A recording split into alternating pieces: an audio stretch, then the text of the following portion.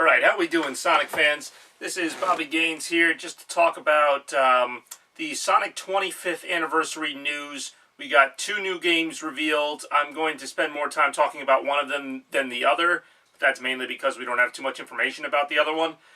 But I have to say, in the wake of this Sonic 25th anniversary news, it's about time. Like, I really was getting kind of worried, especially with SEGA being how they are in the modern era, that we had gone about half the year, more than half the year, of Sonic's 25th anniversary, not hearing so much as a peep about anything outside of Sonic Boom, Fire and Ice, whatever, coming out in September. And, you know, I was thinking to myself, and I know I'm going to kind of contradict myself here in this rant, but SEGA, you know, put the time and effort into making sure that a Sonic Boom game came out in 2016, but not a main series Sonic game. Now, having said that, I am glad that they're waiting to, unveil the other Sonic games to put them out. I'm glad that they're not just going to hurry them up just to get them out by 2016. I mean, I don't like to wait. Nobody does. And it would have been nice to see these 25th anniversary games released on the 25th anniversary. But, you know, they're not going to do that because they don't want to rush the games out. And having seen what they are, I can really appreciate that. So, July 22nd was a date that I knew, had kind of marked it in my calendar. As a Sonic fan, I was acutely aware that SEGA was going to unleash something in the Sonic vein, a big game announcement, maybe something else. Because a couple times they had teased that there'd be big news, and then the big news would just be that there was going to be a date with more big news on it. So, I wasn't, convinced that SEGA was going to unleash their big project that day, but I thought it was more likely than not. And I was actually out that night, I remember, because July 22nd, I really wanted to know what the official SEGA news was going to be. So when I came home, I just remember thinking, let me check it out, let me see what it is. And, I got on my iPod at the time, I searched, Google for SEGA news, and then I saw Sonic Mania. And I was a bit, shocked, to be honest. Just, I saw the title screen, how it was like a classic Sega Genesis title. And I watched the trailer, and I have to say, first thing that I really loved, and, here's the thing. SEGA does, well, they think they do this really great job with nostalgia. Like, they recycle Sonic levels all the time. Like, hey, look, guys, we still remember the 90s Sonic games.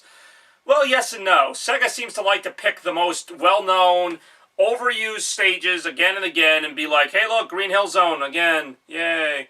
But what I really liked about the trailer is that they used, I'm pretty sure, for the beginning of the trailer, when they were going over, Sonic's history, they used the credits theme to Sonic 3D Blast. I'm pretty sure that's what that was. And then they had a new song for the Sonic Mania part of the trailer. But in the beginning, it was a Sonic 3D Blast. And see, I can appreciate stuff like that. I really like when they use random songs like that were still really, powerful at the time. Because Sonic 3D Blast wasn't the best game, but I really did love the music in that game. And this game, from what little music I've heard of it, Sonic Mania, is fantastic. This music is just what, Sonic fans wanted. And I thought, some of the newer Sonic music was good too, even the music for Sonic 4. But this, to me, as soon as I saw that this was going to be a Sega Genesis-styled game, I didn't know what to think. I really was. I think I would have been more surprised by it, a few years ago than I was now, if that makes sense. When Sonic 4 came out, that's when I thought they were going to do the Genesis graphics. Maybe not to that degree, but I thought it was going to look more like a Sega Genesis game than anything they'd put out in a while. Instead, Sonic 4, they used Sonic Adventure-style Sonic and kind of 3D-looking environments in a 2D game. And, I mean, I don't hate Sonic 4. It's not my favorite game, but I do like it for what it is. I just don't think of it as Sonic 4. And the reason for that was that art style. So when that game came out, I was thinking, well, if SEGA wasn't going to do the Sega Genesis art for this game, they're probably not going to do it again.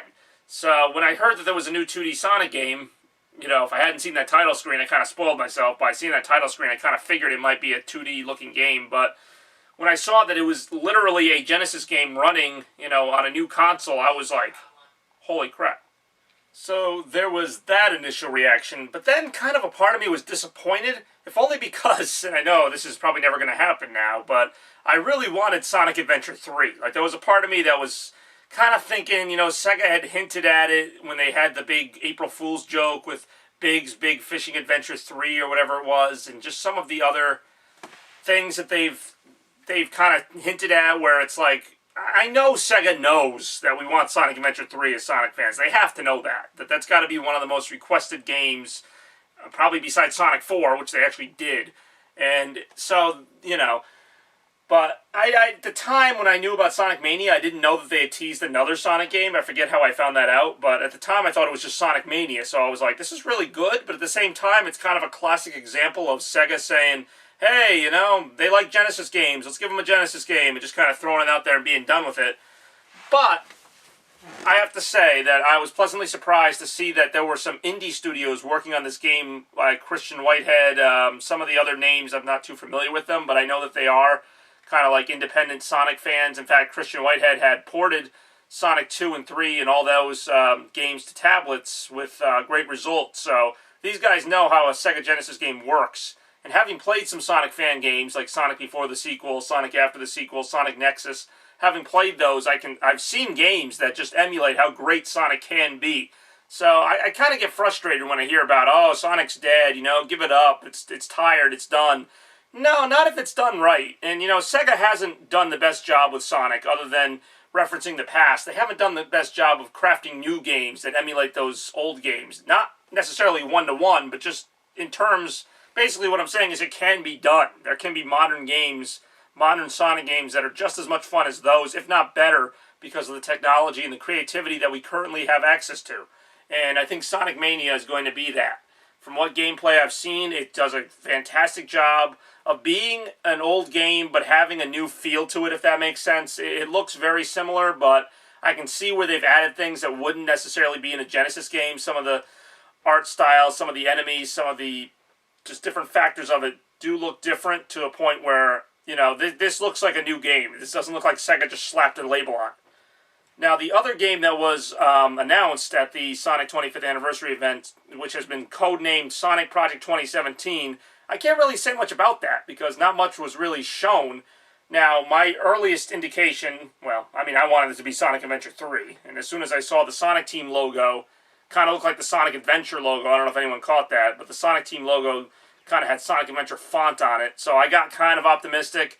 Then I saw the feel of the game, and I was a little skeptical because Sega's best feature hasn't been their, like, apocalyptic Sonic games like Sonic 06 and even Shadow the Hedgehog. Like, whenever they have these super dark games with explosions and flames and demons and robots, like, it doesn't always work out just in terms of gameplay and just a general, I don't know. But I appreciate them trying to go big. And then I saw Classic Sonic, and then I was like, okay, well, is this a serious game or a more funny game?